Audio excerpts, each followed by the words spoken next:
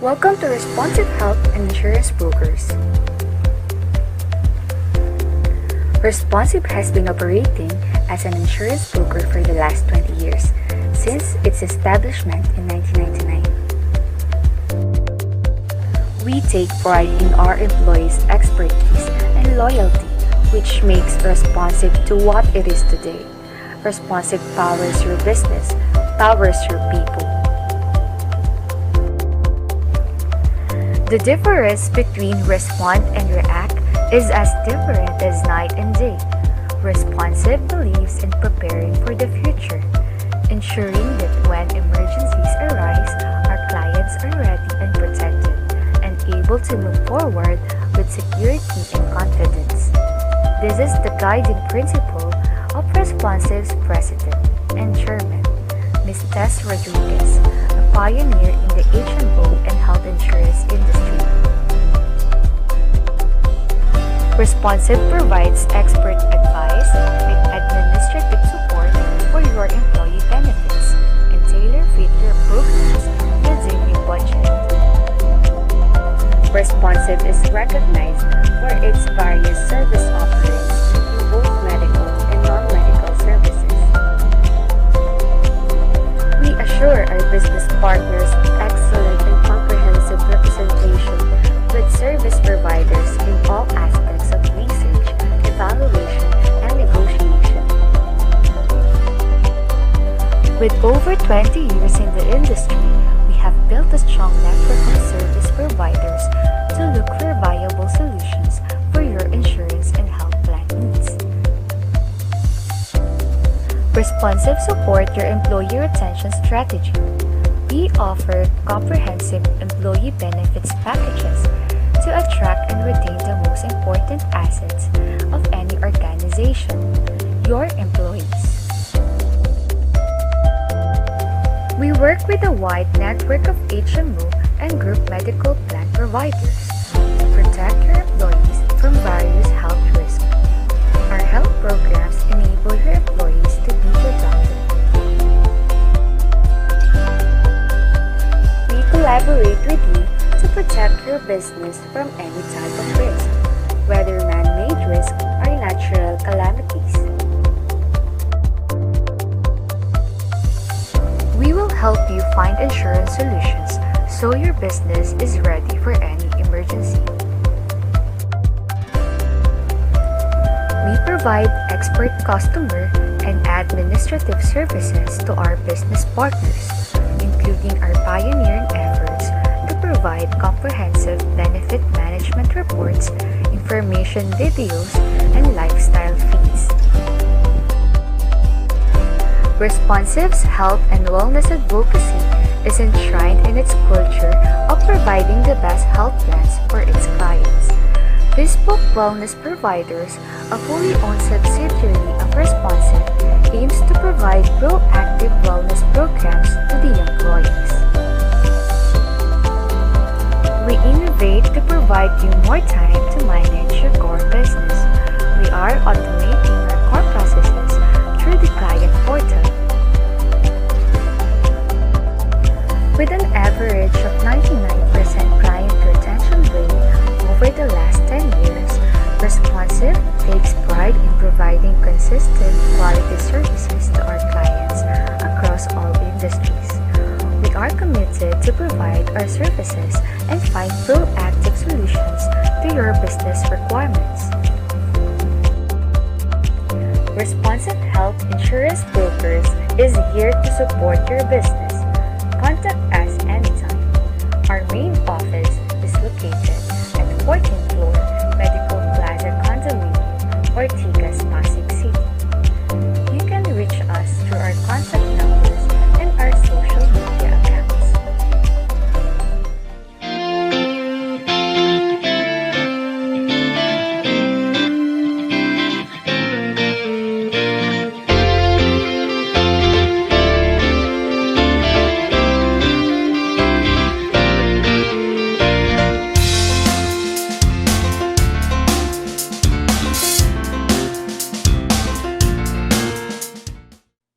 Ladies and gentlemen, good afternoon. Merry Christmas and a Happy New Year to everyone. Welcome to Responsive Health and Insurance Brokers. Today, we will present to you our seventh and the final live webinar for this year 2020. To end the year, we chose a webinar topic that is both informative and quite controversial. Today, we will talk about genomics, which essentially is the study of a person's genes and DNA and how it affects our daily lives. How can genomics make us live longer and healthier? Will gene editing or manipulation of genes cure us from pre existing dreaded diseases? Is it ethical for doctors to assess the health condition of babies before they are born using techniques such as prenatal testing? What do we mean by precision medicine? These are the sum of the thought provoking questions when the topic of genomics crops up.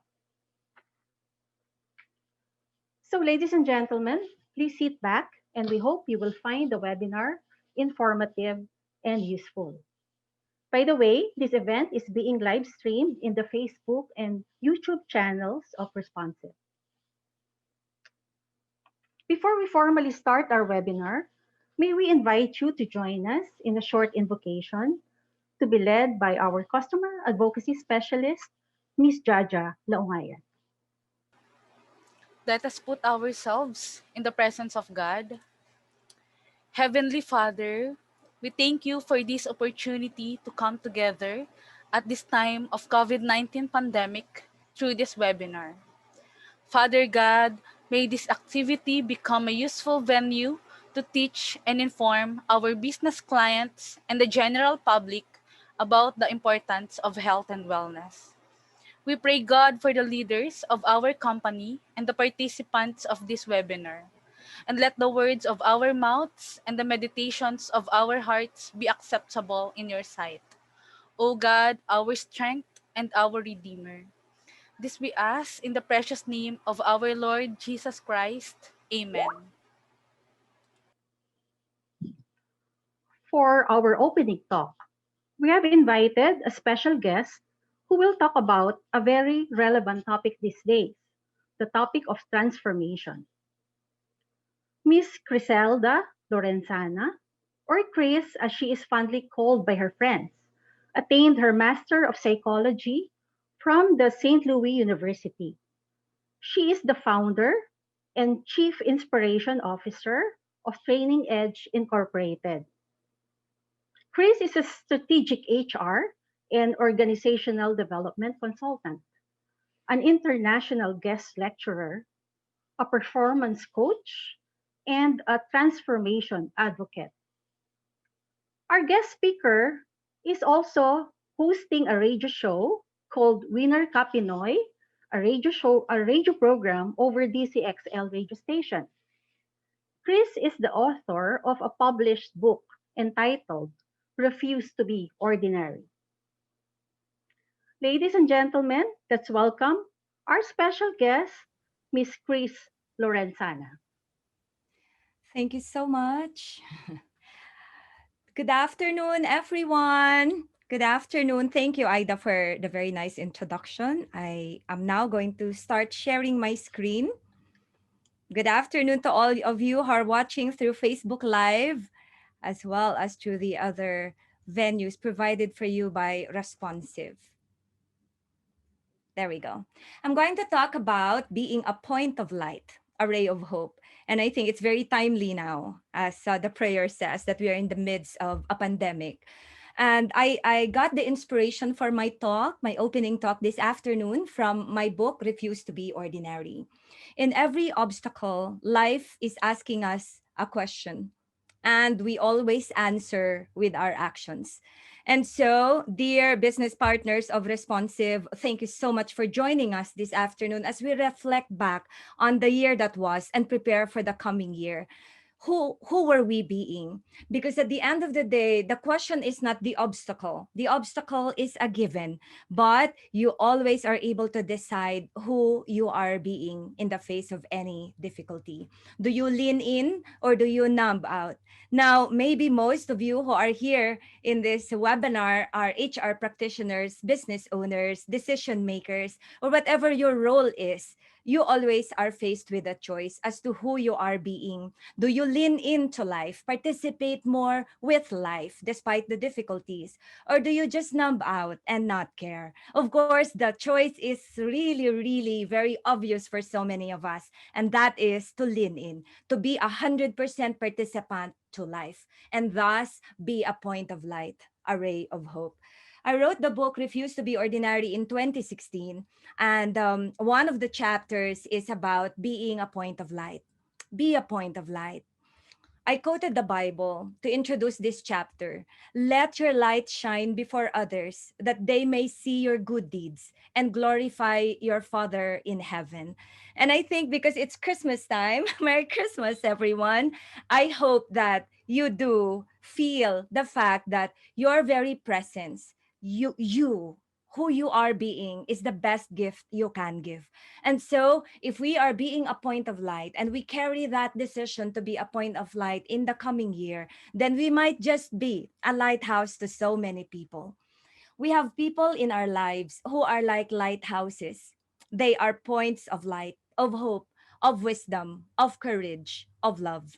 When everything in our life is as pitch black as the night sky, they are the first people we turn to or look for. They are the first ones we seek to embrace. They are the ones who we seek for shoulders to cry on. And if you're in HR, I hope that in 2020, during the onset of the pandemic, when people were fearful and anxious, I hope that you were a lighthouse to them, that you were the first one they sought because they needed hope, they needed wisdom, or they needed courage. If you're a business owner, I hope that your people felt your caring and you were more than a lighthouse to them. You were a refuge.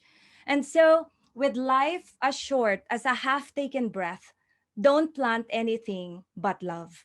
And so, I think this is a very important thing for us to really anchor ourselves on, that with life as short as a half taken breath, it would be New Year again in a few days. Let us not plant anything but love. As an HR practitioner, also for so many, many years. And it was so challenging because it is a role that requires so much unconditional loving and giving.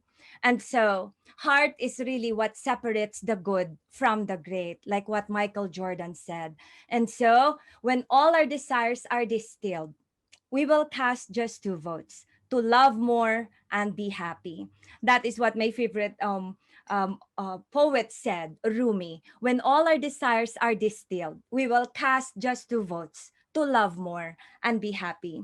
And I'm sure that this year, during this very challenging year, you were able to test yourself on how great you could love and how great your capacity is to holding on to what makes you happy.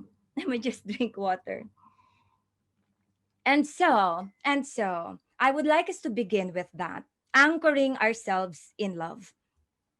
If you're in HR, you cannot not love people. You cannot not love serving. You just cannot. You will drift. You will lose your path if you do not anchor yourself in love. And one of the favorite things I always remember when it comes to loving is the one by Hafiz. Hafiz said, the sun never says to the earth, you owe me. Look at what happens with a love like that. It lights the whole sky. And so, were we able to love like the sun this 2020? Were we able to give without counting how much was returned?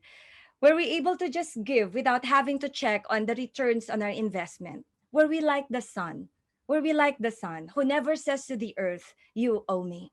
Because with a love like that, we will be a point of light, a ray of hope. So, what did 2020 reveal about you? Were there breakdowns? I'm sure there were. There were also for me. But as I included in the book again by Rumi, do not worry that your life is turning upside down. How do you know that the side you are used to is better than the one to come? And I reflect on this, that what if indeed the years that are coming after the pandemic are better than the ones we had before? Because now we are wiser, because now we know better. So, were there breakdowns? Could be. Were there breakthroughs? Could be as well. And maybe more. There were more breakthroughs than there were breakdowns. Are you a kinder human being? If you take a look at yourself now, are you a kinder human being? When typhoons Ulysses and the Raleigh came, did you become more compassionate? Was something in your heart evoked to give more of yourself? Are you a kinder human being? Did you laugh enough despite the difficulties? Did you love enough? And so, as we bounce back, because we're really a very resilient people, maybe we could make a decision, especially as we approach the new year, that could we design our aliveness? Given the givens like the pandemic, the anxiety, the fear, the doubts, what if you lose your job? What if your company would retrench some people? What if? Could we still design our aliveness given the givens? When we were in high school, we had the subject called, I think it's algebra, that the teacher would say, okay, these are the givens. Y is like this, z is like that. This is the formula, solve for x.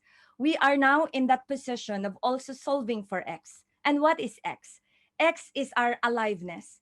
Can we solve for aliveness? Can we solve for happiness, good health, well being, despite the givens? Yes, we can. Yes, we can. Can we increase our capacity to live joyfully in the day to day activities of our lives despite the givens? Yes, we can. Because this is a decision that we can make. And so we prepare our hearts as we bounce back. And as we prepare our hearts, we remember that principles are also like lighthouses. When we are guided by our principles, by our values, and our companies have core values, where we anchor our culture. If we are guided by our principles, we are guided by our own lighthouse. We could never drift. We could never go wrong. And so Seneca says, well, as one of the principles I would like to introduce to you today, to bear trials with a calm mind robs misfortune of its strength and burden. Can we make use of this as our lighthouse in the coming year? Because we do not know what difficulties await the coming year. To bear trials with a calm mind, to bear or face people who are difficult with a calm mind. If we are able to just maintain a calm mind, we rob misfortune of its strength and burden. I am sure that with your experiences, you have robbed misfortune or even difficult people with their strength and burden. Well, one of the chapters in my book is a farm girl's blessed beginning. I came from a farm in Mindanao, and my parents were farmers. Okay. And I quoted here Will Smith, and that is what I also want to share with you today. I don't want to be an icon. I want to be an idea. I want to represent possibilities. I want to represent magic. Whatever your role is, and you're listening to us now, could you represent possibilities? Like I was a farmer's daughter, and I represented a possibility for many people, poor people in our community. Can you also represent possibilities? Away from the perception that is of HR, that HR is there to give memos, that when somebody is called in the HR's office, like being called in the principal's office, So can you be an idea? Can you be equated with a point of light, a ray of hope? And can we bounce forward, not just back? Because bouncing back may be bouncing back to an ordinary life. Can we bounce forward with hope? Can we bounce forward with more agility, with more enthusiasm? I'd like to share with you a story of the 4 Minute Mile. I'm sure some of you are already familiar with this story. There was from the late 1800s. there was this challenge, this difficulty, this impossibility that no man, no matter how tall or strong, can run the 1 mile in less than 4 minutes. Scientifically, scientists said that no man can ever run the 1 mile. That's around 1.6 kilometers, if I'm not mistaken, in less than 4 minutes. Until in 1953, Roger Bannister broke that record. He did not accept, he did not accept that the 4 minute mile was unconquerable. And you know what? When Roger Bannister broke that record, when he ran the 1 mile in less than 4 minutes, even his competitors, even those people who were telling him it cannot be done, they sighed a sigh of relief. Nagbuntong hininga sila. They said, at last, somebody did it. It broke loose. It's like they were able to shatter that ceiling that no, it cannot be done. And somebody was able to do it. And so maybe what we need to do as we prepare ourselves for 2021 is to make a decision to break through our psychological barriers, our fears, our doubts, our limitations, self-imposed ones. The words that we say that are impossible, or we wish we could do, or we want that we could do them. Maybe we could break through them. And maybe we could break through the idea that, oh, there are just certain things that cannot be done. If you've watched this advertisement of Adidas, I think, you know, and Muhammad Ali is so popularized as saying this. He said, impossible is not a fact. Impossible is an opinion. Impossible is not a declaration. It is not true. Impossible is actually a dare. And so when people tell you, oh, you want to do that? Oh, impossible. That couldn't work. It's just cannot be done. Well, take it as a dare. Impossible is potential. Impossible is temporary. Impossible is actually nothing. Well, I've been hosting Winner Kapinoy for 7 years already, turning 8 this May. I bought the airtime for the first 6 months, and the people were telling me, Chris, you couldn't sustain it. 10,000 per hour is just too expensive. But then I had a dream, and I made what was impossible for many possible for me. I made it happen. I bought the airtime. Nobody was giving me airtime. Nobody was offering me a program. I bought the airtime. I made it happen until the station itself said, okay, let's go produce because you don't have sponsors. So you cannot keep on. And so you see, when people tell you something is impossible, you have the power within you to make it happen. And so you can be an idea. You can represent possibilities. You can be an outlier. When I was in HR, I was the most outlier there could be.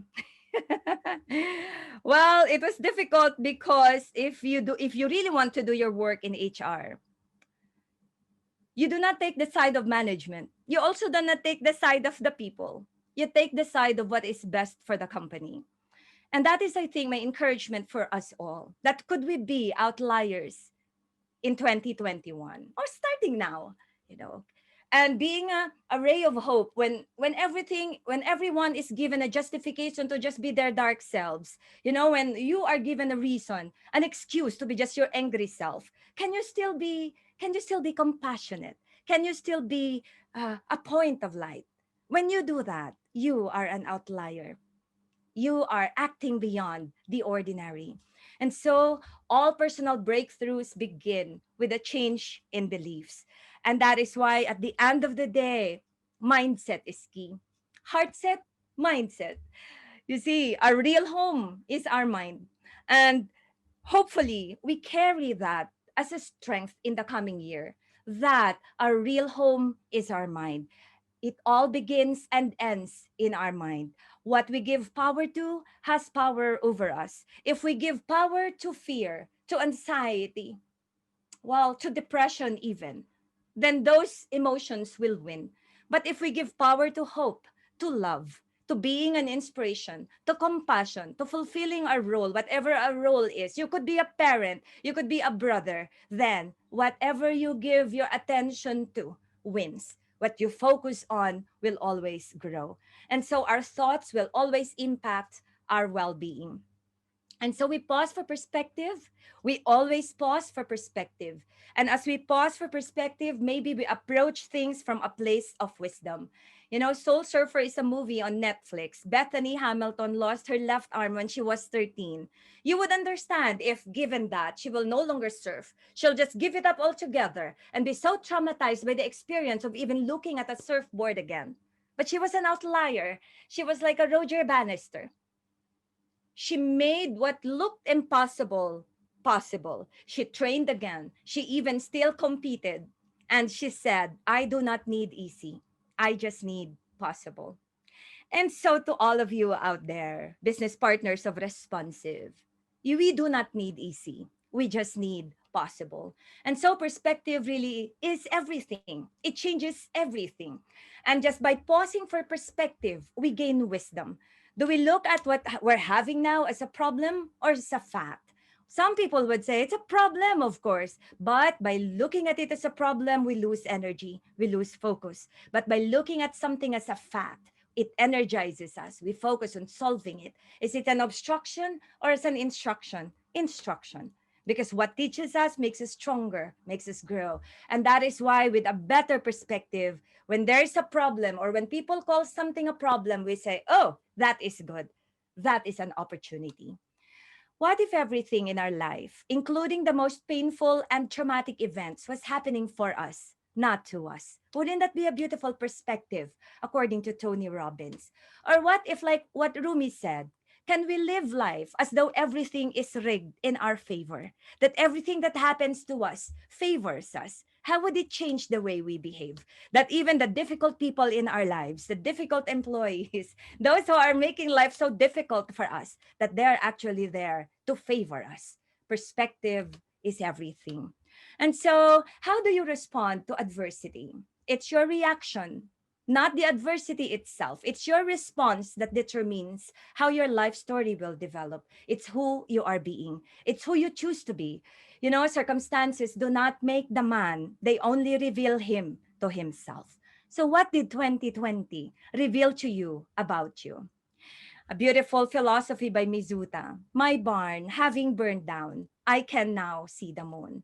Sometimes we will be, by our very example and by our very philosophy and principles, we could be inspirations for others. They could get inspired, be inspired by who we are being. And remember, the only variable you can control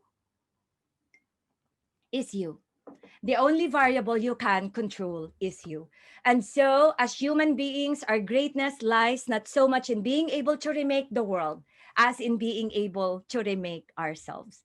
And so, let's hold on to our real power in remaking ourselves. What is that real power? Our real power is that we have a choice between a stimulus we cannot control and our response, which we can. That's why we're responsive. There is a space. And in that space is your power to choose. In that space is where your freedom and growth lie. Bad times have their bright side. Maybe in 2020, we were stressed, anxious, depressed, but we still were able to make good choices. We were able to rise above the negativity. So life doesn't get easier or more forgiving. We get stronger and more resilient. And like what Christopher Reeve said, once you choose hope, anything is possible. Thus, can we be a ray of hope? We can. This is Christopher Reeve. Well, he was one of the most handsome Superman. What right does he have to say that once you choose hope, anything is possible? In one equestrian competition, Christopher Reeve was thrown off his horse, and he was thrown off so badly that his injuries were so severe that he stopped breathing for 3 minutes. His head had to be reattached to his spinal column. It was that bad. He required a wheelchair and breathing apparatus for the rest of his life. For the rest of his life. And he died at the age of 52. Yet he declared, I have never been disabled in my dreams. And so, my dear participants in this webinar, we are never disabled in our dreams. We can be a Roger Bannister, a Bethany Hamilton. We can be an icon of possibilities. We could be an icon of beautiful ideas. Out of difficulties grow miracles. We may not control all the events that happen to us, but we can decide not to be reduced by them. Christopher Reeve was not reduced by his disability. You know, Bethany Hamilton was not reduced. Well, if there are stressful situations in your life and you act cruelly, and you are unkind, you have just been reduced. And so hopefully, as we face this very beautiful year 2021, we will make a decision that we will never be reduced by any circumstance that is beyond our control, and we revere life more. I'll go fast because I have 2 minutes left.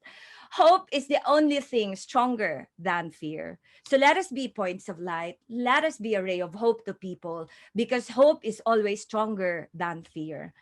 If you're in HR, your language is very important, even your body language, even the raising of your eyebrows. Your very presence is an entire paragraph. It's a complete statement. And so if your language is fearful, others get infected by that language as well. And hope is the only thing stronger than fear. I would like to close with Roosevelt's The Man in the Arena. He says, it is not the critic who counts, not the man who points out how the strong man stumbles or where the doer of deeds could have done them better. The credit belongs to the man who is actually in the arena, whose face is marred by dust and sweat and blood, who strives valiantly, who errs, who comes short again and again, because there is no effort without error and shortcoming, but who does actually strive to do the deeds, who knows great enthusiasms, the great devotions, who spends himself in the worthy cause, who at the best knows in the end the triumph of high achievement, and who at the worst, if he fails, at least fails while daring greatly, so that his place shall never be with those cold and timid souls who neither know victory nor defeat. So, my dear business partners of Responsive and as well as Responsive team, may we keep daring greatly. And at least if we fail while daring greatly. At the end of the day, it's our courage that is the most important of all the virtues. Because without courage, we cannot practice any other virtue consistently. You cannot be love. You cannot be a point of light. You cannot be a ray of hope if you have no courage.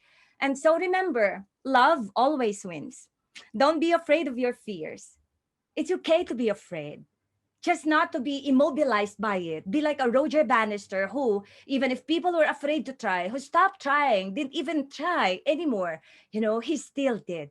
They are not there to scare us. They're there to let us know that something is worth it. And so if we're afraid of what is to come in 2021, it will inspire us to prepare better, prepare some more. Gratitude is riches. Complaint is poverty. May we end our year with gratitude because there is just so much to be grateful for, and maybe we could turn what we must do into what we get to do. If you have a job, you get to have a job. There are 10 million Filipinos now who don't get to enjoy what you enjoy. And maybe we could taste the gift of our every breath, of our everyday. Taste the gift of the fact that, oh, your aliveness is yours. You're breathing and you're breathing for free. And remember, love, hope, compassion, they have many, many faces. And yours, my friend, is one of them. And so let's think right on purpose. Whatever is true, noble, right, pure, lovely, admirable, excellent, or praiseworthy, let us think about these things. And when we do that, and when we abide by that, we always move more towards life. We lean in and we recharge our spirit. So, how do we become a point of light? Be a lamp or a lifeboat or a ladder. Help someone's soul heal. And remember, within you is the light of 1,000 suns. Be love and be light. Why refuse to be ordinary? Because ordinary may not get God's message across. Ordinary may not get God's love felt. And that is why I always, always would strive for excellence no matter what. Because ordinary might not inspire the people around us who listen to us, who watch us, who are led by us, who are parented by us. They may not be inspired to celebrate the awesome privilege of being called a child of God. And I hope that you'd also refuse to be ordinary and laugh. Laugh more often. Being with laughter is being with love. And well, because I don't have much time, I will no longer share a joke. Refuse to be ordinary. Remember, lovely days do not come to you. You should walk to them. And I have a YouTube channel. If you want more inspirations from me, I can no longer add friends on Facebook. And okay, before I end with this beautiful prayer, thank you so much, Responsive, for inviting me to do the opening talk for this wonderful webinar, end of your year webinar. May I please invite you to close your eyes as I say this beautiful prayer. Namaste. Namaste.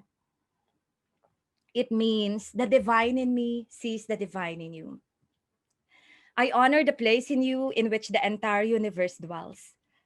I honor the place in you which is of love, light, peace, and joy. When you are in that place in you, and I am in that place in me, we are one. Namaste. Thank you so much, everyone. And back to you now, Ida.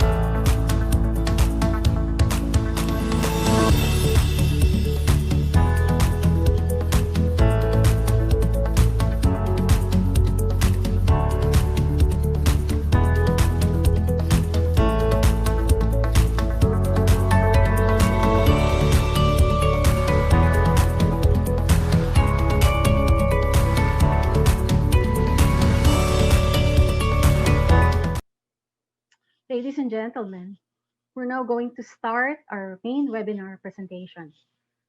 We are honored by the presence of a high caliber medical doctor as the speaker for our main webinar event. I have the honor of introducing to you our main speaker for today, Dr. Queen Angeli Onrubia Beris. A licensed physician for many years, our speaker is currently the president and CEO of ExactMed Incorporated, Gene Sequencing Analysis Center and Medical Clinic. She completed her Human Genomics specialization course from Integrative Pharmacogenomics Institute in Malaysia. She is a certified occupational medicine practitioner, an experienced lecturer, workshop facilitator, and trainer for various health and wellness topics and programs to corporate clients across different industries. Ladies and gentlemen, let's welcome our main webinar speaker for today, Dr. Queen Angeli Onrubia Beris. The floor is now yours, Doctora. Thank you so much, Miss Ida. Good afternoon, everyone. Happy holidays. I hope everybody's enjoying our quite different and unique holiday season. I'd like to thank Miss Chris as well for such a very inspirational opening talk. So before I start, let me just share my screen with you. Okay, because this afternoon we would be talking about something that is really really interesting. No, it's something that is new, something giving us a new perspective on how we approach managing our health. Now, I remember earlier Miss Chris mentioning pausing for perspectives. No, so this is actually an example of how we pause for a perspective. We have been practicing routines in monitoring our health, in keeping ourselves healthy, in trying to live longer. No, in our endless search for that fountain of youth, as we say. No, Now, my company, ExactMed Incorporated, have been coordinating with Responsive in looking for different perspectives on how to make ourselves healthier and how to possibly live longer. And one of this perspective is looking into genomics. Okay. If you remember in my very first lecture with Responsive, I have presented a mathematical equation of health. If you could remember, there is this one part of that equation which is constant, and that is our genes, no, our DNA, our blueprint. When we are born, we have a specific set of a specific set of blueprints of genes that makes us up, everything about us, no? And this map is actually the one tool that we could use to basically stay healthy and live longer. As we say in ExactMed, we maximize life. For everyone's information, when a person is born, you are given a specific lifespan. Let's say you are given 100 years to live. No, so that is specific. At the time you were born, that is specific based on your genetic makeup. Now, the goal of genomics is to actually maximize that. Okay? Because when we are born, given that specific lifespan, given the exposures, the lifestyles that we have, it's becoming shorter and shorter and shorter until having the average lifespan of a person of around 70 years old. No? Now, if you would be given a tool to actually maximize the lifespan that you are given, would you use it? No, that is the big question. Would you use it if you would be given the tool? No? So hopefully our lecture this afternoon will give you a whole new perspective on how we make ourselves healthy and possibly live longer. So first question, Doctora, huh? What is then is genomics? I am saying welcome to the world of genomics. This is quite a new world. This is quite a new world of science, world of approach, world of looking at things, looking at human beings, looking at diseases. Okay, so what then is genomics? If we have to be technical about it, when we say genomics, it is the study of how an entire genome of a species functions as a unit and evolves over time. No, it is the study of our blueprint, of life's blueprint, the diversity of living things, and the history of a living thing. I'm sure at this time, everyone is familiar with the PCR test for COVID, right? This is the gold standard in diagnosing COVID-19. But do you really understand what a PCR test is? A PCR test is practically a field or a technology based on genomics. It is basically reading the genes of the virus, the COVID-19 virus, to be able to identify if the virus is present or not. So that is a simplified approach and a simplified use of genomics, knowing the genes of the COVID-19 virus to be able to identify them. But now, what if we can actually read the genes of a whole human being? What if we can map the blueprint of a whole human being? Imagine all the informations that we would be able to know, and those informations, how are we going to use it to make ourselves healthy and to possibly live longer? Just to give you a brief history of genomics, it started in 1953, no, when the first when the first genes of a microbe was sequenced and analyzed, until the attempt to sequence, map, and analyze the genes of the human being in 1990, which was completed in 2003. No, so imagine it took 13 years to map the whole set of genes of one single human being. No? And from 2003, a lot of technologies, machines, and approaches were developed to 2015 until current, so that genomics, the science of genomics, is now being used in medicine. Okay, in the Philippines, genomics is quite new, no? But in Asia, it is not. It is widely used in Taiwan, in Malaysia, even in Singapore. No, the mainstream practice, the science of genomics as a very helpful tool to manage the health of patients. This is just an illustration showing you how the technology of using genomics have evolved from reading a single microbe to reading the whole genome of a human being. No, so medyo malayo na talaga yung nararating nitong science na to. So if your question is this a reliable, is this a credible science to base our health management with, the answer definitely would be yes. Okay. Now, I have been mentioning the word blueprint. Okay, so just to give you a little idea how our genes becomes our blueprint. So all human beings, no, are made up of a set of genes called the DNA. I think you are familiar with this, no? So we are made up of our DNA.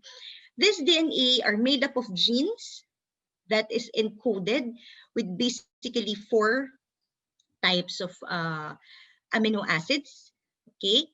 And the sequence and the patterns of these amino acids make up who we are right now. How we look, how our body functions, how our system functions, how we respond to food, to medication, how diseases evolve from us, and the likes. No? So this DNA is placed in every single cell that we have. No? So kahit saang cell ka kumuha, sa buhok, sa skin, sa blood, no? There is this DNA. And no matter where you get this DNA, it will tell us the same. It will tell us the same map. It will tell us the same blueprint of our body, and it does not change. If we try to sequence and analyze the genes of a newborn, and then after, let's say, 50 years, we analyze again and sequence that person's genes, we will actually see the same. Now, to give you a little clearer illustration of how our DNA and genes are with us, no? Let's see the way we look, the way we function, all our systems, that is actually the product. How all these genes manifested. Now, the genes that we have, the combinations of genes that we have is actually the recipe to come up with your product. Now, the compilation of all the genes is your cookbook. That is your DNA. Now, the science of genomics evolved on this cookbook, that every single human being has a very unique cookbook. There is no 2 human beings that have exactly the same content in his cookbook. Okay, now what then is gene sequencing analysis? Basically, gene sequencing analysis is studying what is inside that cookbook, no, to determine the genetic predisposition, no, to different genetic diseases. With your blueprint, we would be able to identify saan ka ba predisposed, genetically predisposed. What diseases do you possess? No, what genes of diseases do you possess that makes you vulnerable to particular diseases?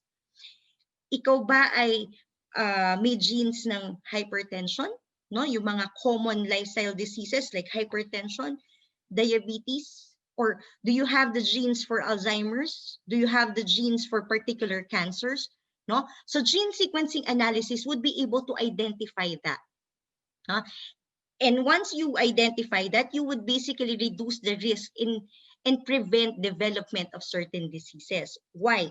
No? For example, if it was seen in your blueprint that you have the genes for diabetes, for type 2 diabetes, and you have the genes for a very sensitive response to sugar, then you could actually train yourself to not subject yourself to too much sugar so that this particular gene will not come up.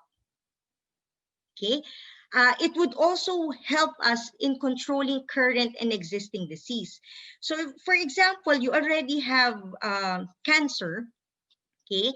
Uh, what then could we do to control the disease, to basically find the best possible treatment that would give you the highest yield of success? No? What are the safest treatments for you? What are the things that you can do, that you can eat to not aggravate your disease and to control your disease? Okay. Also, through gene sequencing analysis, it would help us prevent adverse drug reactions and optimize drug efficiency, okay, based on pharmacogenetics profile. Later on, I will be explaining to you the different facets of how we come up with one report to a single patient using the gene sequencing analysis. And of course, it will guide us in what kind of most appropriate lifestyle that we need to adopt to. No? Sabi ko nga in my previous lectures, what is applicable to one patient is not necessarily applicable to another. So the gene sequencing analysis would help us direct on what approach do we need to do to be able to manage the health of a patient optimally. No? Yun nga yung sinasabi natin na precision medicine. Okay?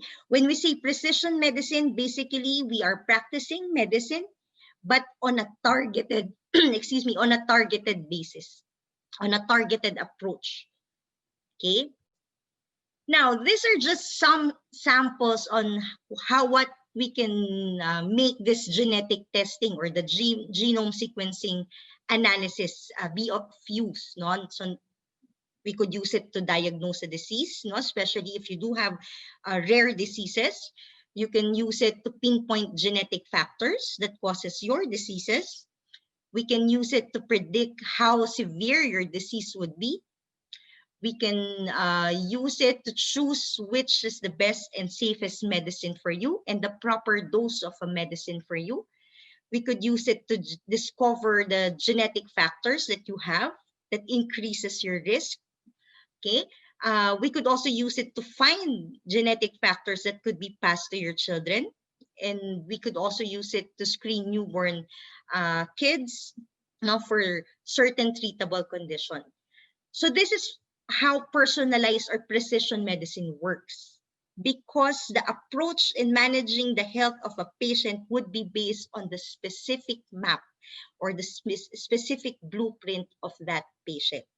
Now, so later on, you would further understand what I am saying. So, like my question earlier, if your doctor would offer you the tool, like the genetic testing or the gene sequencing analysis, to keep yourself healthy, to maximize your life, stay healthier and live longer, would you use it? Of course, most of us would say yes. But the downside here is it's not part of a routine primary care. If you check your HMOs, for example, if you check the usual health programs in companies, no, genetic testing is not part of it. Usually, we have the common ancillaries or tests like the X-ray, the urinalysis, the blood chemistry, CBC. No? Those are the usual or the common tests that we use. But these things is based on generalized guidelines only. No? When we say if you reach the age of for example, if you reach the age of 35 and above, you're supposed to have a yearly mammogram. No, that's a generalized guideline. But the question is, do you really need it yearly? Do you need it more frequently or less frequently? Okay, so these are the things that could actually be answered by mere having the genetic test. So the next question is, Dr. How? No, how can we use this? How can this really help us? So basically, what we do in genetic testing is this. No, the initial approach is risk assessment.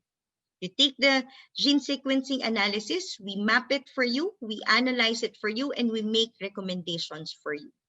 Now, in this risk assessment, we would be able to identify your genetic predisposition to diseases, your responses to different medications, no? Your responses to nutrition, to exercise and training, and the likes. Now, given all these informations, we go then to the next approach, which is prevention. Now that we know these informations, that you have particular responses to this food group, that you have particular responses to this exercise, that you have this predisposition to these genetic diseases, what then can you do in terms of your behavior, in terms of your lifestyle, like your nutrition and activities, and what intervention we can do so that those genes that you possess will not prop up. No? So I would like to emphasize to everybody, not because you have the genes, magkakasakit na kayo agad. No? Just to give you an idea, one report, no, of one patient would be this thick.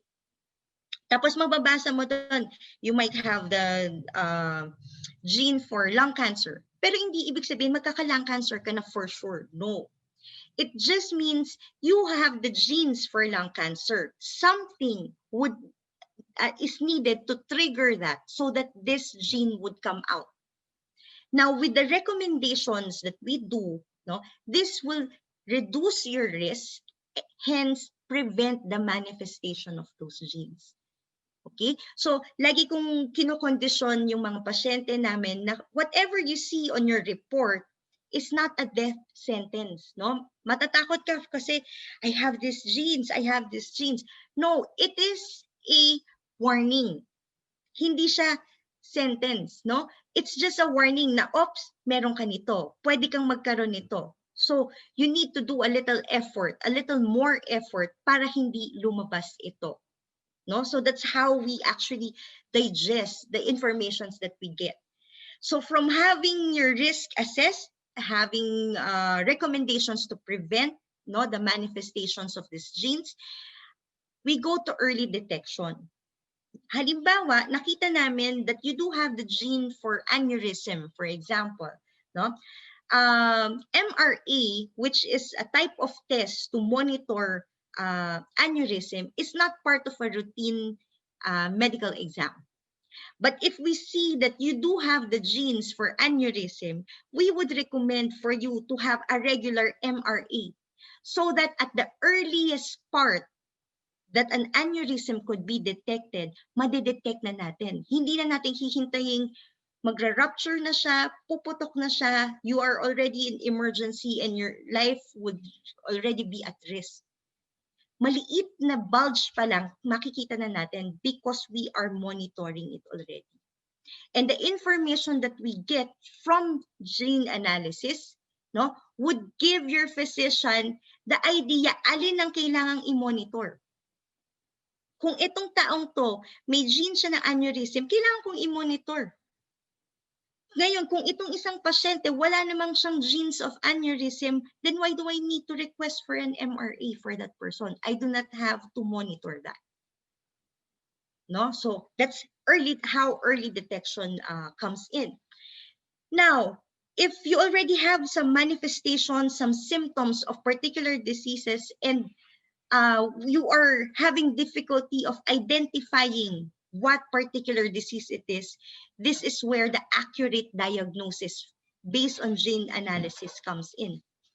No, I remember in one of our heads in the laboratory in Malaysia, Uh, he has been having frequent chest pain.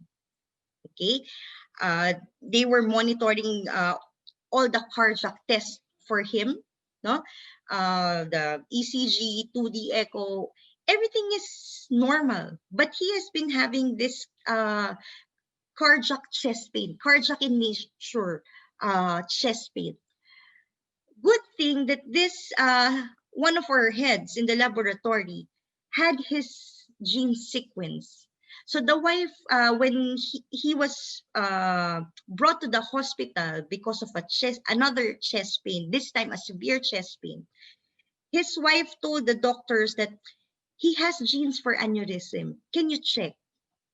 True enough, when they check, the patient has an aneurysm, and during the time that he was being checked, the aneurysm actually ruptured. Good thing he is already in the hospital and they were looking at it already, so he was managed properly and he survived instead of dying of aortic aneurysm. No, so that's how accurate diagnosis comes in using again the gene analysis. Okay, next is selection of treatment. For example, you develop cancer. How would you know which is the best chemotherapy or radiation that would be most effective for you and most safe for you? No, to tell you a secret, even us doctors do trial and errors every now and then. No, it's just that we do have guidelines that we follow, no, to be able to come up with the best possible treatment to a patient. Pero nagkakamali kami because, as I have said, these guidelines are generalized. No, if it might be applicable to, for example, 90% of the population, but what if you belong to the 10%, and that is not applicable for you? No, so if we do know your profile, if we do know your blueprint, we would be able to know na, okay, this particular medication, this particular chemo treatment is safe for you and would be effective for you.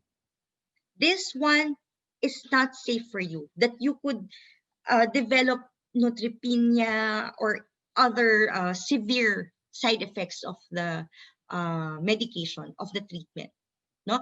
Kaya yung may isip minsan, why does some people, pag binigyan ng chemotherapy, they can tolerate. Some patients, if you give chemotherapy, they cannot tolerate. It's because of how we metabolize, how our body responds to that particular treatment. Now, if we do know your profile, right there and then we could say this is the treatment that is effective for you and this is not. After which, then we monitor.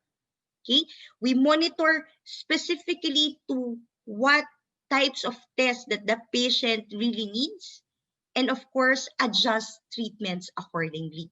No, so this is how a personalized or precision medicine is being done.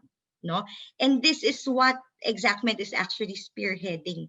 Now we are partnering with Responsive to be able to give you that very advanced and very useful approach to health management. The principle of personalized or precision medicine is this. The traditional medicine, it's like the picture on the left. No, we have generalized guidelines and we follow those guidelines. Okay, like for example, the general guidelines would tell us beta carotene is good for cancer. That is true. But for some people who possesses lung cancer genes, beta carotene is bad for them.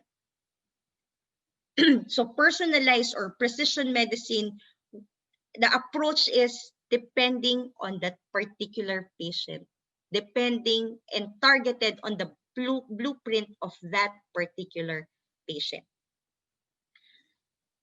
Excuse me.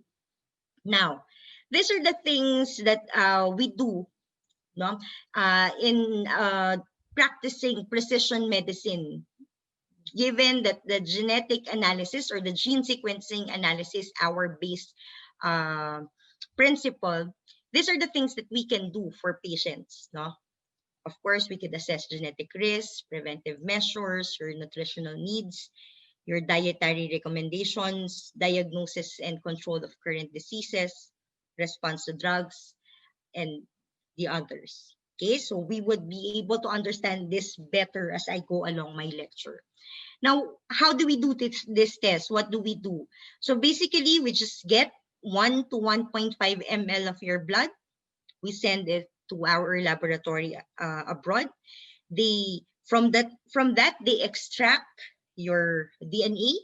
Okay, from once your DNA is extracted, we sequence and map it, and based on using bioinformatics on the different databases available all over the world, we use that to come up with the equations and scores of risks that you have, and then we interpret and analyze them, and then make recommendations and come up with a report for the patient. Now, what comprises the report? No, if you do a gene sequencing analysis, particularly the whole exome sequencing analysis, what comprises the report? So the first part is the nutrigenomics and nutrigenetics. No, sabi nga, nutritionists and health providers are basically learning that your genes can be influenced with nutrition. No, it is a two-way traffic. The food that you eat, the nutrition that you take in can influence the manifestation of your genes. And your genetic makeup could actually influence how are you going to process your nutrition. Excuse me. So that is what nutrigenomics and nutrigenetics is.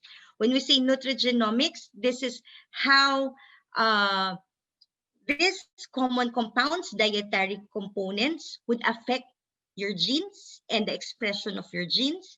And nutrigenetics is how your genetic makeup do something to the nutrition that you take in. Yeah. Okay. In this way, if we know this, we would be able to considering the different aspects of gene-nutrient interaction, we would be able to optimize individual health. We would be able to diagnose, and we would be able to address nutritional treatment of genome instability. So, halimbawa, no, nakita natin in nutrigenomics and nutrigenetics, nakita natin na you do not have the genes that predisposes you to vitamin C deficiency. Now, do you need the supplement or not? You don't.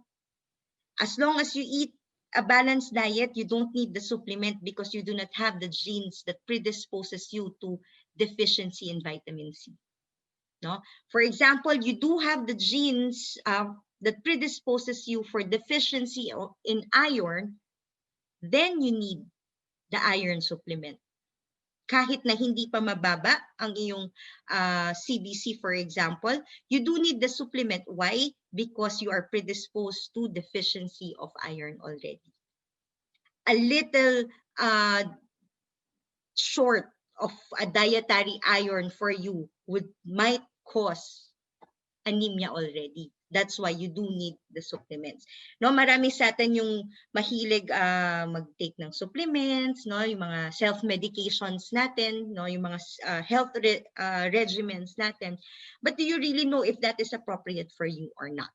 No, so that is one role of nutrigenomics. Now, there are some food and nutrition that could actually trigger and prevent diseases, no? Specifically yung mga cancer. Okay, for example, if you have the genes for colon cancer and esophageal cancer, it is actually good for you to eat a lot of fiber and freshwater fishes, because these types of nutrition would help prevent, no, the manifestation of genes causing your esophageal cancer and your colon cancer. No, so kung alam mo na meron kang gene for colon cancer, you want to reduce your risk, then you eat a lot of fiber and freshwater fishes. Kanina nga, minention ko, no, if you do have the lung cancer genes, okay, Kahit na sinasabi, most of health books, health journals would tell us beta-carotene is good to prevent cancer, which is true, but not for those people who have lung cancer genes. Because if you do have the lung cancer genes and you eat so much beta-carotene, it will trigger the manifestation of the lung cancer genes, increasing your risk by 50%.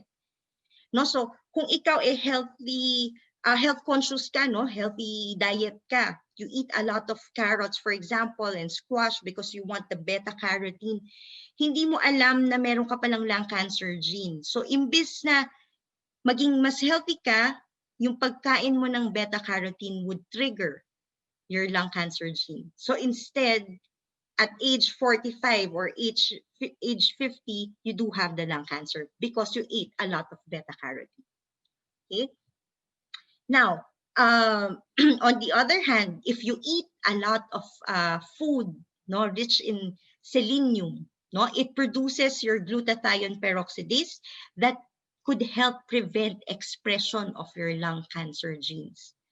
So kung alam mo na meron kang lung cancer genes, instead of eating a lot of beta-carotene, you would eat food which is rich in selenium instead to prevent the manifestation of your lung cancer.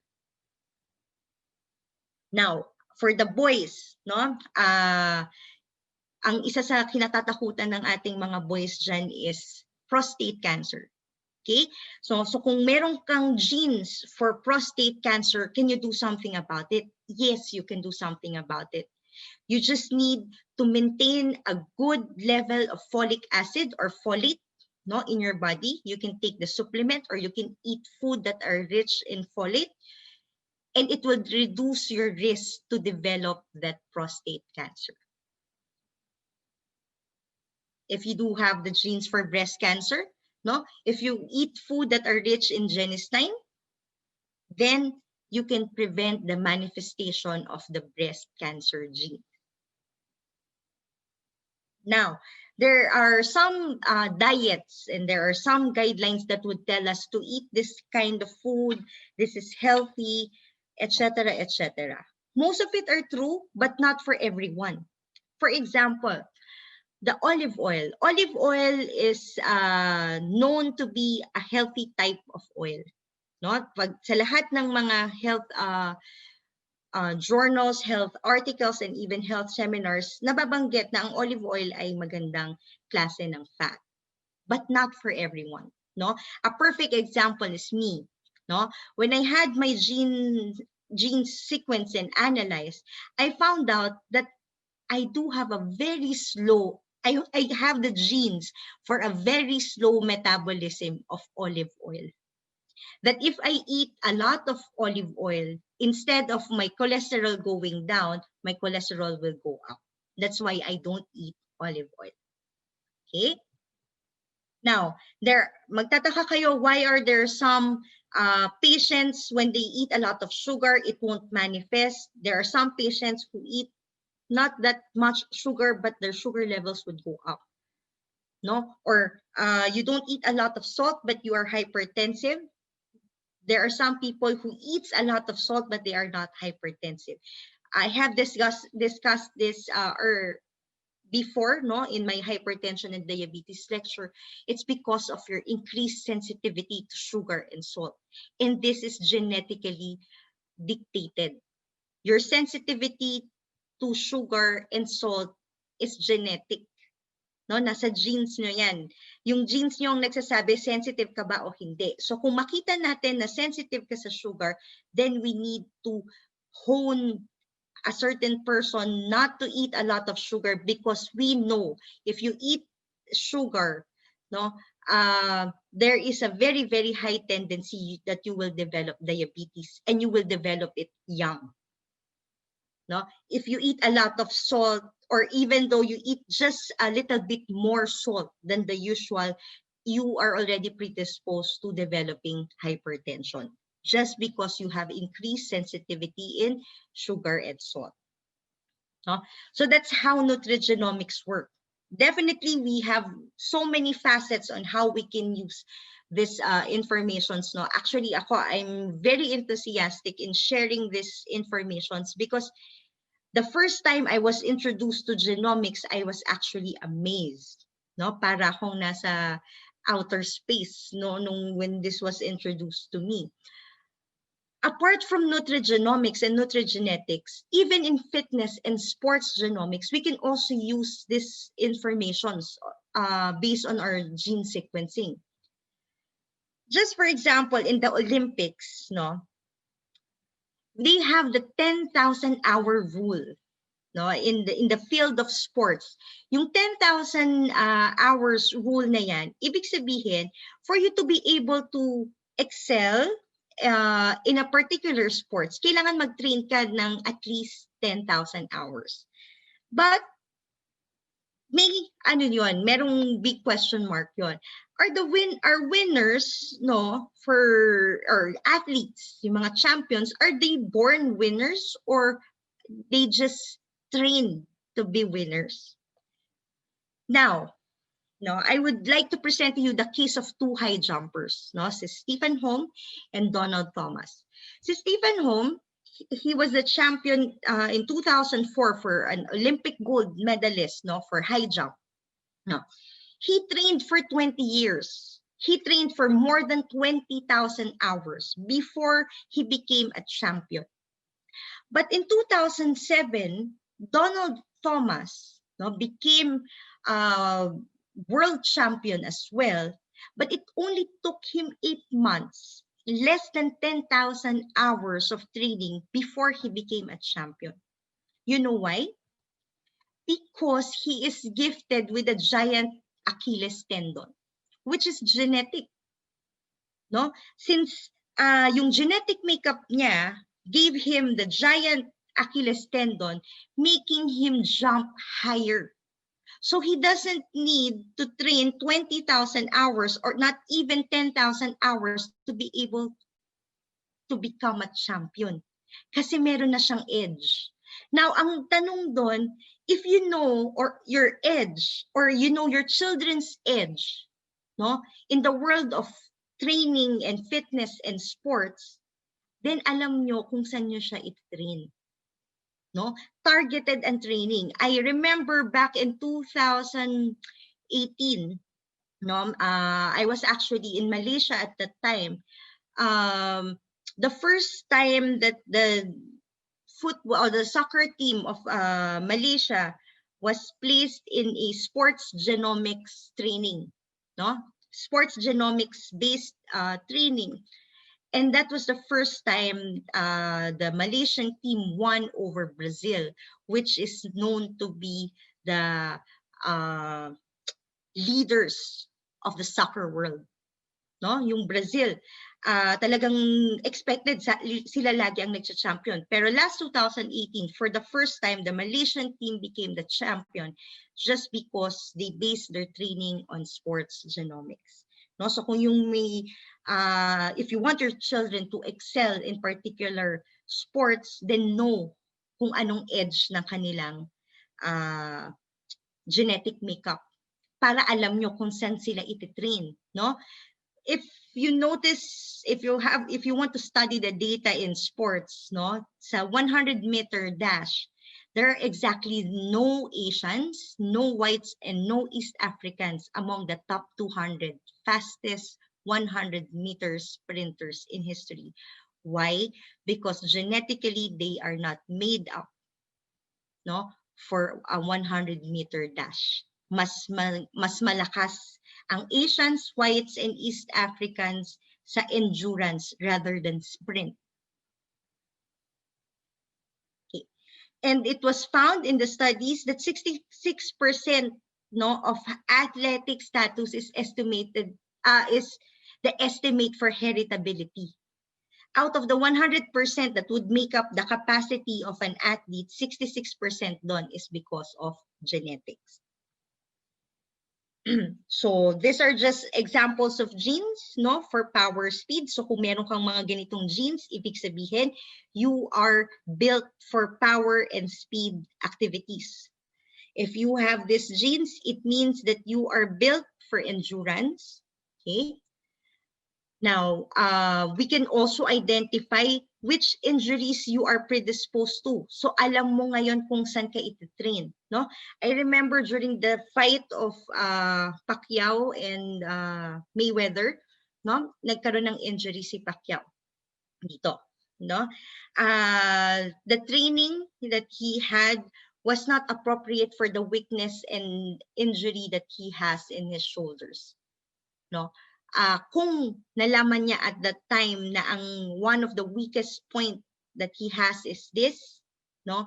So pwedeng nag-arrange ng program or more training to strengthen this sa kanya, preventing the injuries that he had. Yeah. Now, also in our genes, doon natin malalaman if the genes that you have are warrior genes or warrior genes. No? Sa warrior genes, these are the people who have higher pain threshold. No? Yung hindi mabilis masaktan. These are the people who have better stress resilience. No?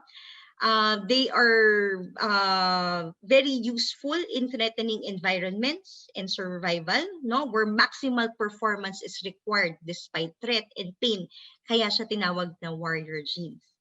No? There are some people who possesses the warrior genes. Ito yung mga madaling masaktan, no? Those who have lower pain threshold, those who have increased vulnerability to stress, more efficient at processing informations, no? They are more useful in complex environments where maximal performance is required on tasks of memory and attention.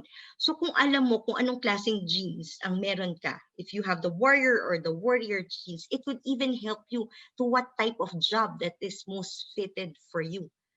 No? If you know you have the warrior genes and you have a higher pain threshold, it has an advantage but it also has a disadvantage.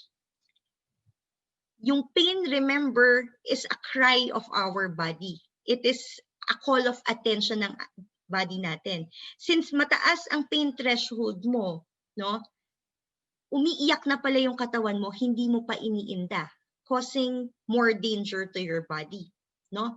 Unlike if you have lower pain threshold, konting pain lang, iindahin mo na, so you will be more careful. No? With that, you can actually adjust, no, your behaviors and your approaches on how to take care of your body, depending if you are having the warrior or the warrior genes. No. So, sabi nga, no, in the world of genomics, in the world of sports genomics, there is actually a sport for everyone. No? We might not have different abilities, no, but all of us have abilities. All we need to do is identify them and train them accordingly. So they made a study in sports genomics at the time, yung mga match athletes, no, yung mga tinitrain appropriately based on their genotype has a more than 7% improvement. Yung mga mismatched athletes, no, they have a less than 2.5% improvement. No? So makikita nyo yung difference. That's why it's very much advisable to actually train according to your genotype. Now, in terms of fitness naman, like for example, obesity, no? During my previous lectures, I have shared with you that I used to weigh 198 pounds. Aside from a balanced diet and regular physical activity, this is one secret that I will share with you. No? Because of the informations I have known, because of the gene analysis that was done to me, no, I was able to identify the things that would actually harm me and the things that would actually make me healthier, no? Kung ano yung makakatulong sa akin to lose more weight and kung ano yung hindi, no? So we would be able to identify that. And if you do that, according to clinical trials, no, there is 13.2, no, average of 13.2 pounds decrease in weight because of genotype appropriate diet versus a 4.6 decrease in weight, 4.6 pounds decrease in weight because of inappropriate genotype diet. No? In terms of measurement, Basically, on the average, 2.6 inches reduction for genotype appropriate diet and 1.2 inches reduction in inappropriate diet in a span of 12 months. So makikita nyo yung difference between a genotype appropriate and a genotype inappropriate. No? Overall, if we calculate all the reductions, no, we lose about 287% more weight on genetically appropriate diet. No? So if we combine the informations on nutrigenomics and the informations on sports genomics, combine them together, then you would be able to achieve fitness. No? If you are having trouble in weight reduction, this will actually help you a lot. Now, we go to pharmacogenetics. No? This is still part of the report, the pharmacogenetics. In pharmacogenetics, we would be able to identify how appropriate a particular medication is for you, how your body responds to a particular medication. No? So for example, no, just to give you a more clear illustration, the traditional approach would be this. You have a population, you have a certain disease. Based on the studies that they do, the clinical trials that pharmaceutical companies do, no, we would be able to come up with a guideline on which treatment or which medication to give. For example, for memory loss, no, which medication to give for somebody with memory loss. And they come up with one medication, assuming that your patient will be part of, for example, 96% of those who responded well to the clinical trial. But in precision medicine, using pharmacogenomics, no, they would be sorting, no, and classifying the different patients based on their different genes, and be able to identify that those who have the blue genes, for example, would best be treated with the blue pill. Those who have the green genes would best be treated with the green pill. And those who have the orange genes would best be treated with the orange pill. In this manner, you maximize the benefit of the treatment, you maximize the effect of the treatment, and you minimize the side effects of the medication, increasing the safety in return. Okay. Okay. So this is just to give you an idea how it works, the pharmacogenetic and pharmacogenomics works. But of course, I won't be explaining everything to you dahil I'm sure tutulugan nyo ako pag in-explain ko to. Basically, ang sinasabi lang is if you do have your substrate, yun yung iyong gamot, no? And then you do have the active site from your cells, kailangan pasok na parang susi, no? For them to be able to react. But sometimes, because of our genetic makeup, magkakaiba tayo ng shape, magkakaiba tayo ng responses, no? So hindi siya fits exactly. So with pharmacogenomics, we would be able to identify the exact fit, no, of your medication to your particular genetic makeup. Parang ganito lang yan. Kung halimbawa, you're taking paracetamol if you do have fever, no? There are some people, when you take paracetamol, 500 milligrams, which is the guideline, no, to take paracetamol. After one take, walang effect. May iba naman sa atin, after one take, effective. May iba sa atin, after one take, ang tagal nung effect. It is because on how you metabolize the paracetamol, on how you metabolize that particular drug. No, for example, if you are a poor metabolizer, no, so ang mangyayari, yung paracetamol na yon, nandyan lang sa sistema mo. Okay? So, instead of being in the therapeutic window kung saan magiging effective, ang tendency, hindi ka magre-respond. No? Or, kung babalik rin natin, dahil hindi mo siya na-metabolize, it stays in your system, so the effect of that particular drug is being magnified. No? This is the same reason bakit yung iba sa atin, pag umiinom ng kape, yung iba hindi makatulog, yung iba inaantok pa nga, yung iba wala namang effect. Because some of us has poor metabolism on caffeine, some of us has normal and intermediate metabolism on caffeine, and some of us has an ultra rapid metabolism on caffeine. No, so these are just samples of the different drugs, no, that we can identify. Yeah.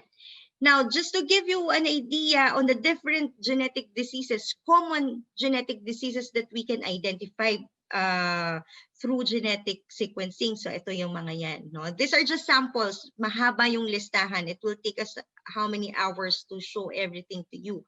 But these are the common ones. No? Like in cardiovascular, you have your hypertension, your dyslipidemia, aneurysm, no? Your CVD and CAD, no? Yung mga stroke nyo. You have your endocrine disease, your diabetes, your thyroid diseases, no, even obesity. You have your GI diseases, your liver and bladder diseases, renal and metabolic diseases. You have your bone and joint related diseases, your respiratory diseases and dermatologic diseases, okay? Even reproductive disorders, even mental health and neurodevelopmental disorders. Okay? And of course, yung isa sa mga concern talaga, no, based sa mga naging pasyente namin, ito yung concern nila, your cancers and tumors, your predispositions to cancers and tumors. No? This is just to show you kung paano kami nagsuscoring of different diseases, on what genes you possess, on what makes you high at risk, if the genes that you have gives you a high risk, a moderate risk, or a low risk for particular diseases. No? So these are samples of patients, actual patients that were helped because of genomics. No? Like the story of Jessica. Jessica was a 4-year-old girl who happens to have epilepsy. No? Very frequent ang kanyang convulsions. No? But her doctors cannot identify yung kanyang sakit. No? The test would show otherwise, but the manifestation is different. No? So what the parents did, they subjected the kid to a gene sequencing analysis, and they were able to identify that the girl has a GLUT1 deficiency syndrome. Na every time kumakain siya ng pagkain na may gluten, the tendency is her brain becomes inflamed, namamaga yung kanyang brain. At pag namaga yung kanyang brain, that causes the seizures. So when they found this out, they subjected the patient to a gluten-free diet, and lo and behold, the patient did not have a single episode of convulsion anymore. No? So that's just an example. On a more common scenario, no, we have a 40-year-old female who have been heavy since birth and have progressively been having difficulty in weight control. No, so patient have tried several weight management, all the special diets, medical managements, and even surgical managements. No, but weight problems still persisted until more than 2 years ago because of nutrigenomics and volume control. From this, it became to this in a span of 2 years. No? Yeah.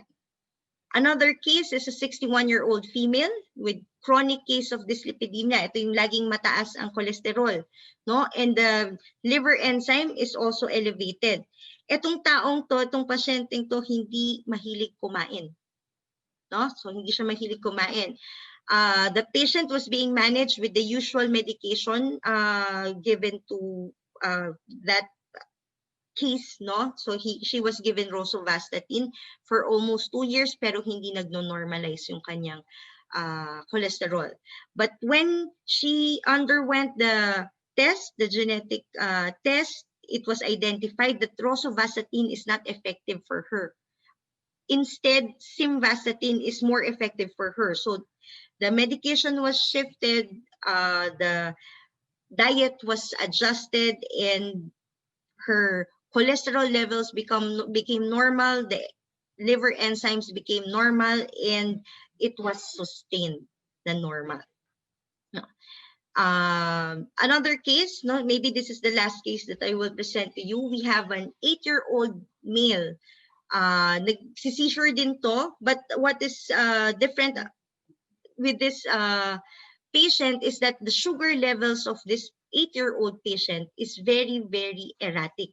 Minsan magsa-spike up, minsan babagsak. And he was noted to have learning and speech delays. Hindi mapagduktong-duktong ng mga doktor niya what causes which.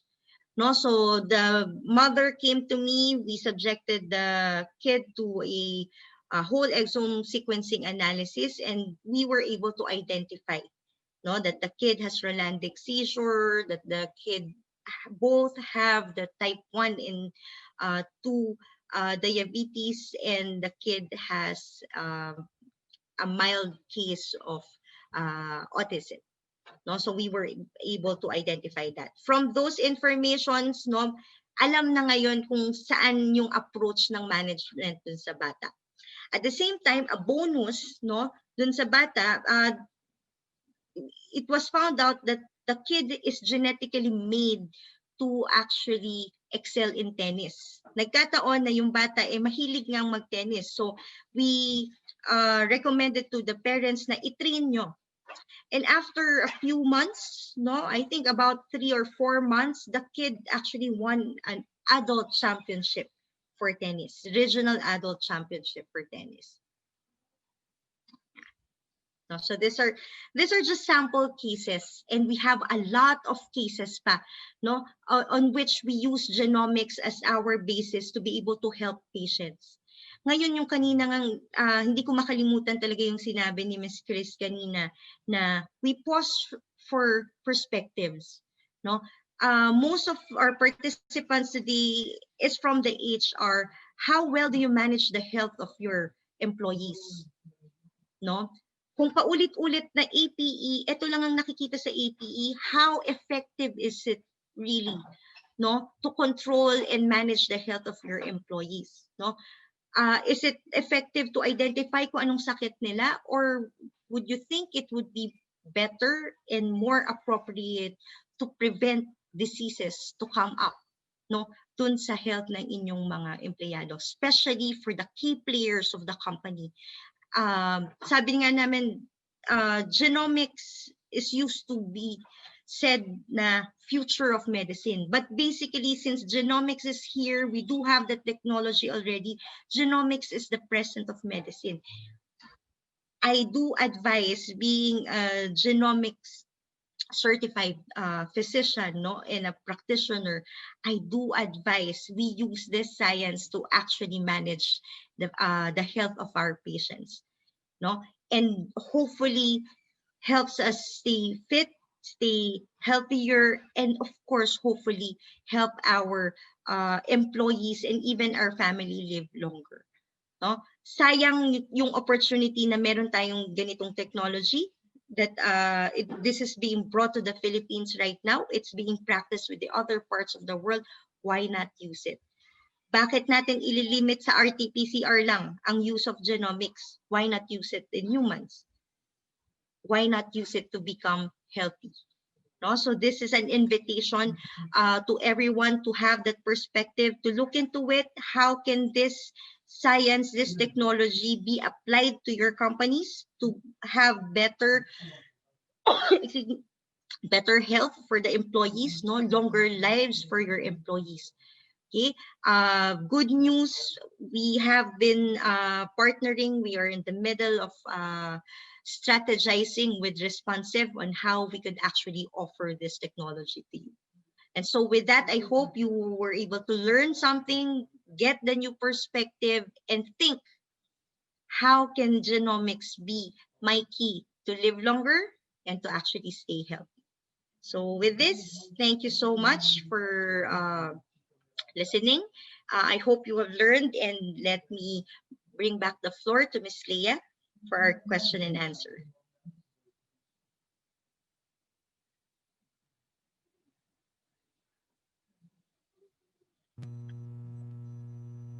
Thank you very much, Dr. Berries, for that very comprehensive presentation.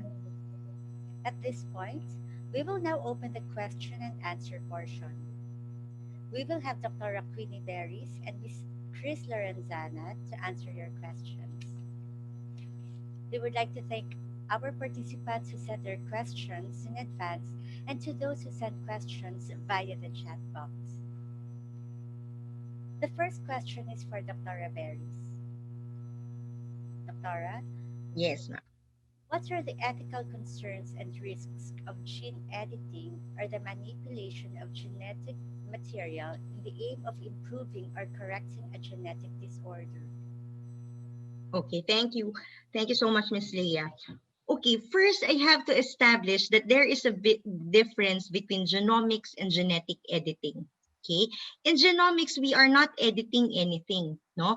We are just making use of the informations that we have, no, based on our genes so that we can move accordingly and adapt accordingly our lifestyle and our health management.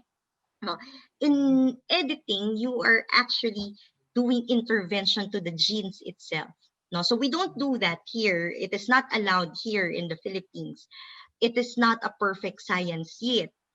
No, there are still trying to do more researches on genetic editing. No, so that's a whole different story. What we have is genetic sequencing, basically just mapping and coming up with the informations. No, in terms of ethics, no, we are not going beyond ethics when we use our genetic profile and our genetic informations, because basically we are just using what we know to be able to achieve a better health. No, so wala tayong uh, uh, ethics na tinatapakan or ano. This is very much ethical. It's basically, parang ganito lang yan, no? If you know you are good at singing, for example, and you help that person develop his voice to become a better singer, no? That's how genomics work.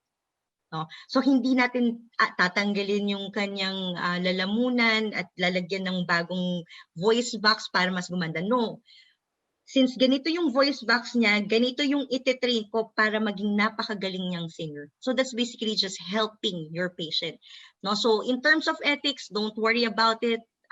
We're not defying any ethical issue here. No. But that's genomics, not genetic editing. No. So we don't do that. Okay. The second question is also for Dr. Berries. Can a person with dreaded disease such as cancer be completely cured gene editing procedures? What are the proven gene editing procedures that are approved by the medical community? How Okay. common is gene editing in the Philippines? Okay. So again, let me clarify. So we don't do gene editing, but gene sequencing or mapping of the genes does help increase the success of treatment for cancer patients.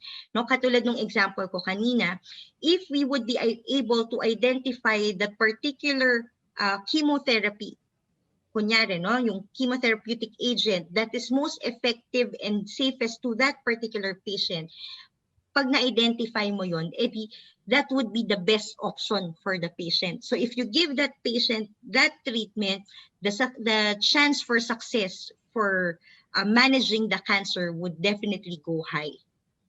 Yun yung principle behind that falls under pharmacogenomics, no?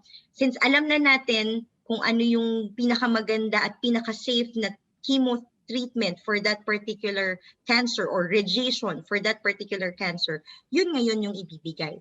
No, that's why there are some patients that we na halimbawa may cancer, no?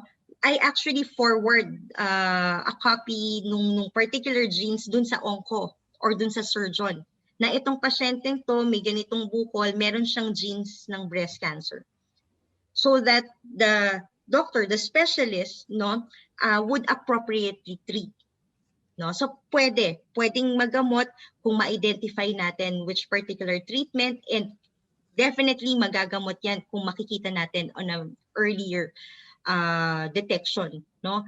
So kung maliit pa lang yung bukol, because of appropriate monitoring, because we already know that the patient is predisposed to that cancer, no, definitely the success of treatment will be very, very high. Thank you, Doctora. The third question is for our opening talk speaker, Miss Chris Lorenzana. Miss Chris, Yeah. uh, disruption is probably the most used term in 2020. As a business transformation advocate, what is your advice to HR heads in leading the transformation programs in their companies? Okay. Thank you, Leah, for that very timely question. HR really now has to take on the role of a strategic partner. And I think as a strategic partner, you really look at feel the pulse of your people. I think it's very important to feel their pulse now. Are they happy? Are they satisfied? Are they engaged? If they are not, what are the reasons for lack of engagement? During the pandemic time, if, for example, they're working from home, did you introduce activities to engage them still? Did they feel that the company really really cared for them, or was there a hanging fear or threat on their being or their well-being? So I think, as an advocate of transformation myself, we first listen. It's like, I'm sure Doctora here would agree with me that, we first try to find out, what are the pain points, what are the areas that we need to address. Could it be that the culture is not really being addressed? Maybe the values are not being lived. So maybe we take a look at those and address them one program, one activity, or one engagement activity at a time. So there, Leah. I hope that helps. Thank you. We have another question, Miss Chris. Another question, ma'am. Okay, Uh, dear. what does a digital transformation looks like in a pandemic work? What should be the new normal customer experience? Oh, that's a very difficult question to answer now, Leah, kasi, well, the digital now is the new normal, but digital is a new normal that we somehow do not feel so comfortable in, especially in excellent customer service. Remember, even during Zoom meetings, it's so difficult to really be engaged. Some people can get bored. They look at their phones while there's a webinar, for example, or while there's a meeting. So connection is already there, a little bit more difficult. Even, for example, in other methodologies, email, for example, or text messaging, there is no tone there. There is no, walang lambing, diba? So they couldn't really feel presence or connection. And so I think this time, especially during this digital time, we need to be more mindful and more intentional in such a way that, given the, well, solve for X pa rin, like solve for engagement and happiness, solve for employee satisfaction despite the new normal, maybe we would have to be really intentional na mahirap tong sitwasyon na to, but still we are going to engage our people in a more compassionate and loving way, from an HR's perspective. I hope that helps. Thank you so much, Miss Chris. Welcome. Okay, due to time constraints, we will ask the last question to Dr. Berries. Final question for you, Dr. Yes, Miss Leah. How long does the test take? And who are qualified to undergo this type of tests? Okay, thank you. So usually it takes about 3 months lead time to actually, from the time of extraction to the sending of the specimen to the laboratory, the actual sequencing, analysis, bioinformatics, and coming up with the recommendations, and finally coming up with the report. No? So it usually takes about 3 months to finish everything. Sabi ko nga, yung isang report on an average would be about 1.5 to 2 inches thick. Ganun kapal yung report sa isang pasyente, no? So that's the average time of finishing. Now, per batch naman yan. No, so what we usually do is every month, no, we send a batch to the laboratory, and then we count about around 3 months before we come up with the whole report for that batch. Now, in terms of who is qualified, everybody is actually qualified. No, anybody could take the genetics, the gene sequencing analysis, but on my point of view, on my personal point of view, I do not recommend it for patients 75 years old and above. Now, for the practical reason na pag ganyang edad, most of the diseases are already out. Minimal na lang yung benefits na nakukuha ng pasyente for them to spend further pa. No, so though it will be of course good business for me to advise testing, pero pag ganong edad na hindi ko na ina-advise unless the patient would insist.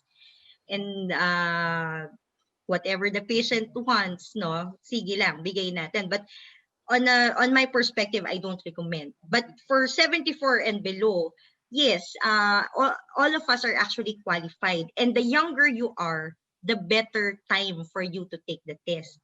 Because ang use ng test would depend on the time that you take it.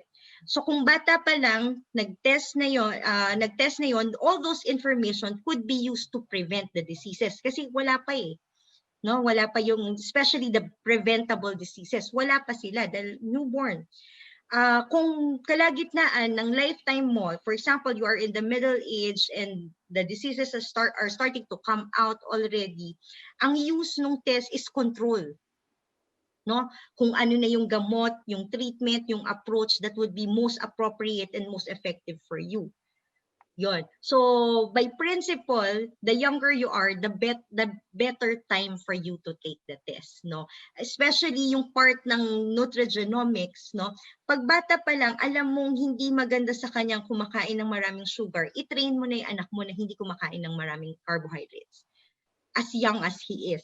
Kasi alam mo na sensitive na siya sa sugar. Kung halimbawa, yung anak mo, newborn, tinest mo na meron siyang lung cancer gene nga, no? Hindi mo na siya ititrain kumain ng maraming beta-carotene because it will be bad for him.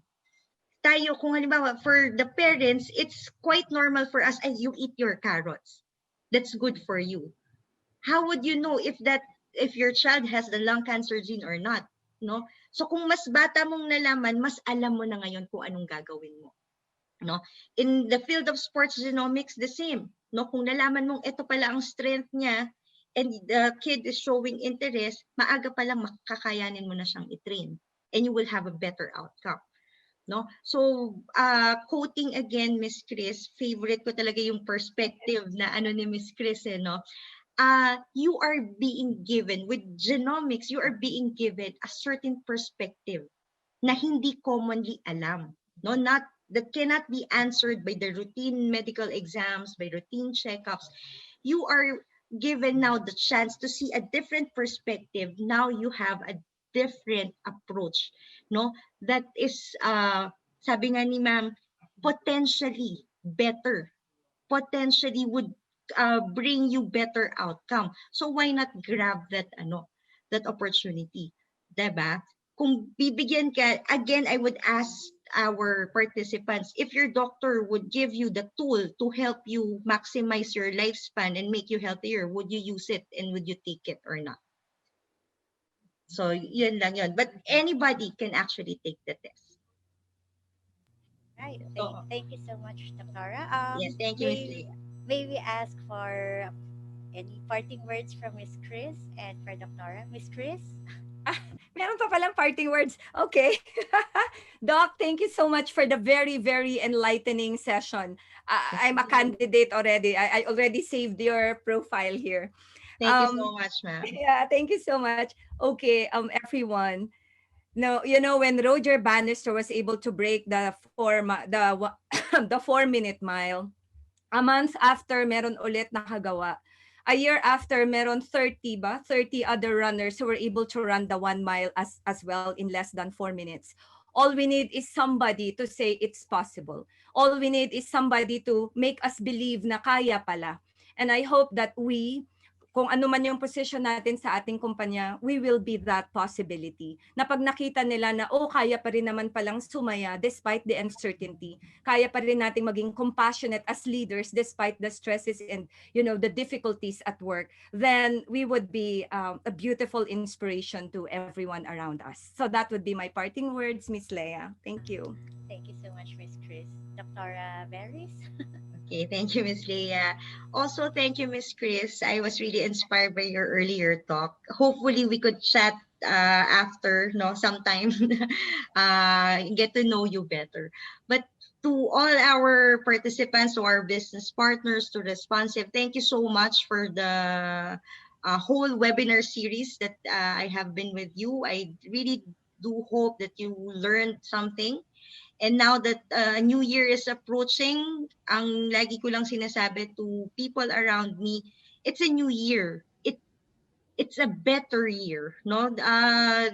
Since we had such a um, difficult 2020, then why not make it better for 2021? The control is with us, no? The control of our health is with us, no? So whatever tools that we have to make our health better, then we use it. The control of our life, of the outcome of our life is also with us. So why not use it? Let's all hope and do something to make 2021 better. And please, again, we still have the pandemic. Stay safe. Still follow the safety measures. And have a happy New Year, everyone. Thank you so much, Responsive.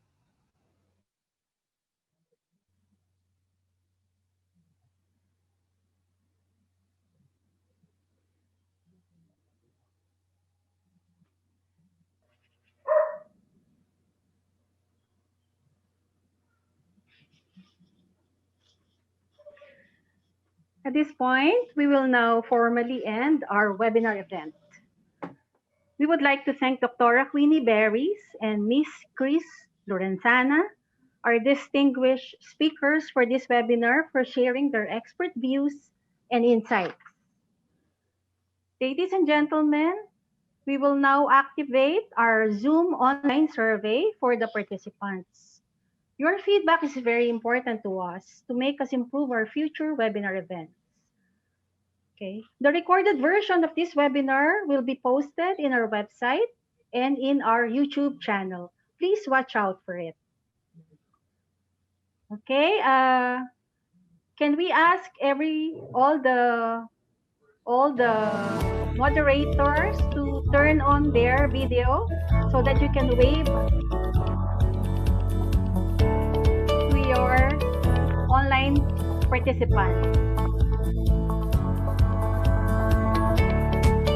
Thank you, everyone. See you in 2021 for our brand new webinar series. Bye.